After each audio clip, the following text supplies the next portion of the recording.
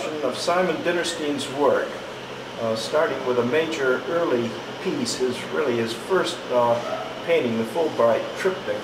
And we're just going to go through and take a look at the entire exhibition. And this is a wonderful exhibit that goes from really his earliest painting, which is this big triptych that you see here, begun on the Fulbright Scholarship in 1971, to paintings that have been completed in the last year or so. Very selective. And when I came on the opening night last Friday, I was about one of the first people here. So I was able to come and stand at a point that's about 12 feet from the painting. And it's a point at which everything is working. And the first thing that struck me was an absolute rush of space back into the background as I came from the entrance into the room.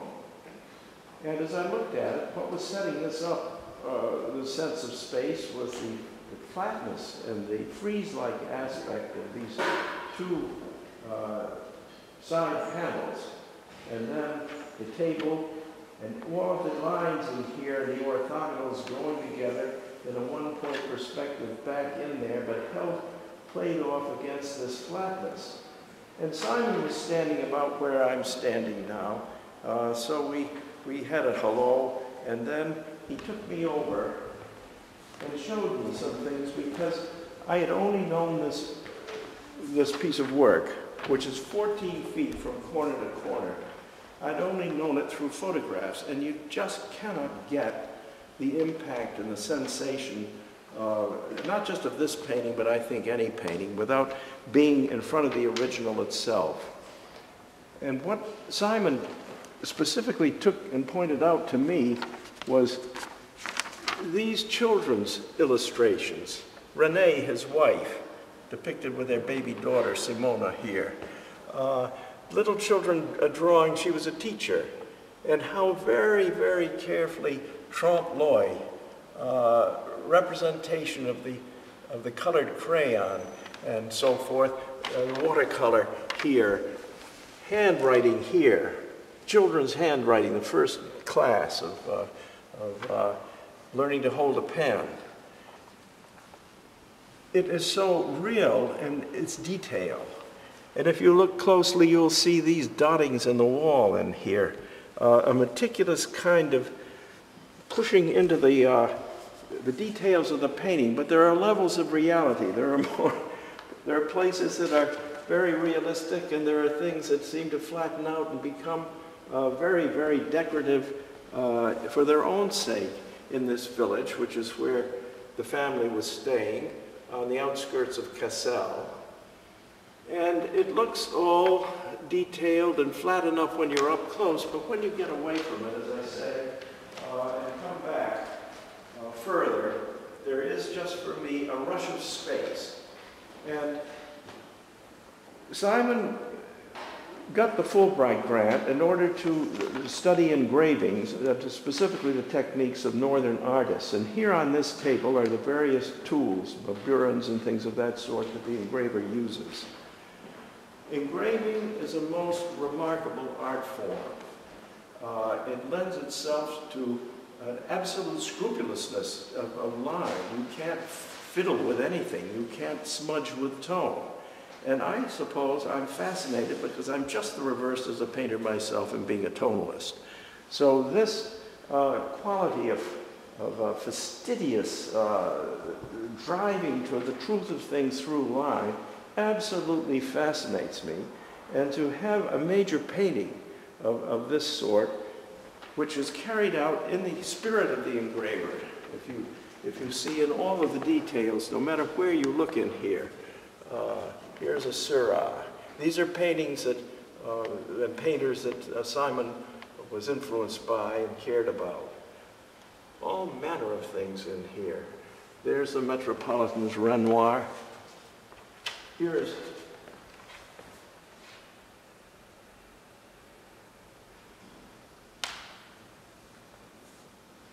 Here is my teacher, Edwin Dickinson, in this central panel. And next to it, Harvey Dinnerstein, Simon's older brother, who was my contemporary, a little bit older. And what a talented family. Harvey, one of the major figure painters in America, for the last 50 years carrying on the human figure when everybody else was New York School and doing all kinds of things. And then to have Simon, and then over here, Renee, and in 1971, as yet unborn, Simona, who now is one of the major classical pianists of her generation.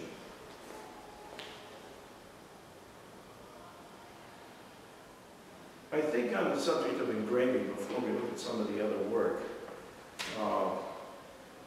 and the kind of mentality, there are 3 engravers that I know, 2 others outside of Simon Dinnerstein, who began life as artists, as engravers. And Paulus Potter is one in the 17th century, a Dutchman. I can show you his bull if we can get it, some idea of it.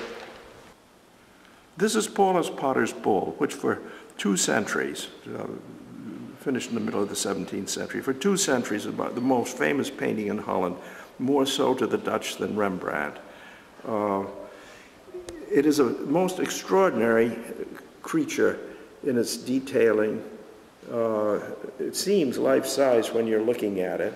There's nothing in all of art I know quite like it, but I love Paulus Potter, who died at the age of 29, very young, because I've been in Holland when I was 17, in this area between The Hague and Leiden. He's got the truth of the landscape better than any Dutchman, more so than Ruysdael, more so heavens than Rembrandt. It's going in for the truth of things. And the other painter is the American Asher B. Durand in the middle of the 19th century. And Durand is associated with the Hudson River School. He became fascinated by Thomas Cole, but I like him best in his drawings and in his small paintings, which you can see in the New York Historical Society. You'll see his trees are gone after with a truth that makes everything in Europe look idealized, Degas and Ingres and so forth. It is this characteristic in Simon's work. And the more you look at this painting, of course, the more you see. And if you look at the floor, there was a floor like this, scarred and marked up in Brooklyn. The painting was begun in Germany. The central panel came back. The wings were carried out, and the central panel was all completed in Brooklyn, where he lives to this day. And now we might take a look at some of the other paintings in this space. And when I was first here, again on Friday at the opening, I noted the severity of these 2 pieces here, almost monochromatic until you look into them. The more you look at them, the more you see very subtle plays there, oil on panel, of warm and cool, very severe flattening of the composition, and yet very, very fastidious work. But what caught me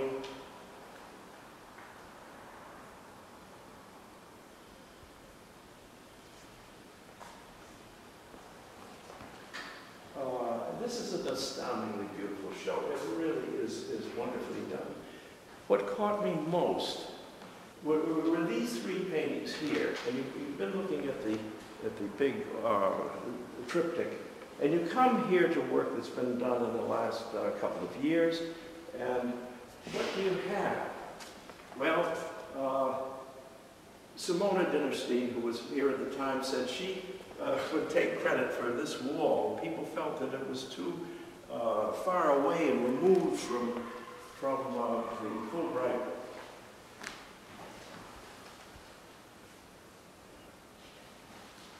From the Fulbright triptych. And I felt, oh no, it's the same mind, and in the most recent work, the same mentality, the same drive, and it's just a joy to see. Now, what Simon does, again, utterly different from my practice. I scrape the dirty colors off, or get the skin off, so my palette is clean because I need the central area to mix with a palette knife. He piles the paint up. And he kept his old palettes. And then he found them kind of works of art in themselves, three-dimensional works of art in themselves. And so he's colored them, and he's made detailed drawings in the middle of the palette. And these sculptured mounds have the same drive to me, the same energy as what are going on in the Fulbright triptych or throughout. So the levels of meaning communicated, and early work on the part of the artist and late work on the part of the artist, and what happens in between. Very rarely have I seen an exhibition that so beautifully demonstrates this from beginning to end. And again, a special joy for me in working with someone who is such an entirely different artist from my own background and training. Let's take a look over here.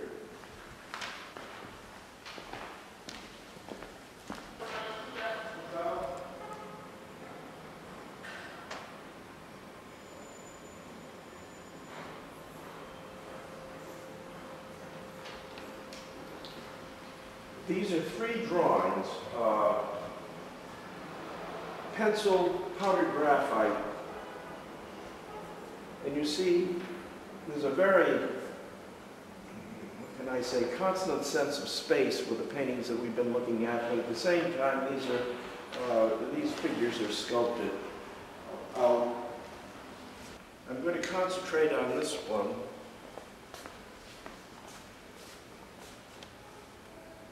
Again, this incredible searching into the particularities of the form,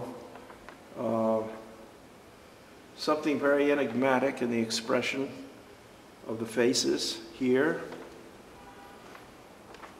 Beautiful command of the tone in here, very severe geometry and the playing of the form against it. Very poetic. And not realistic in the sense of realism as we think of, let's say, a kind of a photographic realism, either in terms of the play of forms or in the way the space works. Because you go back and forth in here, you're looking down, you're looking up, you're seeing all of this geometry, you're seeing this detail, you're seeing everything handled in what is to me a very consonant way throughout all of the work in this exhibition, however abstract some of it may at first glance seem to be. Now we'll go quickly over here and wind up. So we're looking at this entire wall, and these are drawings and paintings at the same time. What's the difference between them? I think in our Simon Dinnerstein's work, it really all comes together. This is, I believe, colored Conte crayon, pencils, heaven knows what. It's a dream scene, the space. If you look over here, you're going back into space, and then you're coming forward, and what's going on up here?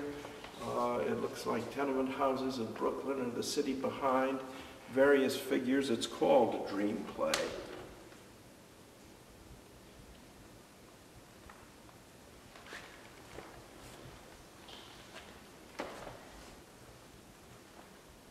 And in this dream play, the figures are relatively sculpted, you might say. Over here, and this is a print of the copper plate, which is in the central focus on the table in the Fulbright, which we will go back to briefly. That is the actual plate itself.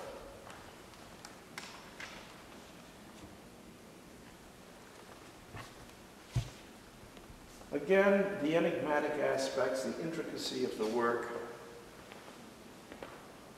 speak for itself. all of a piece.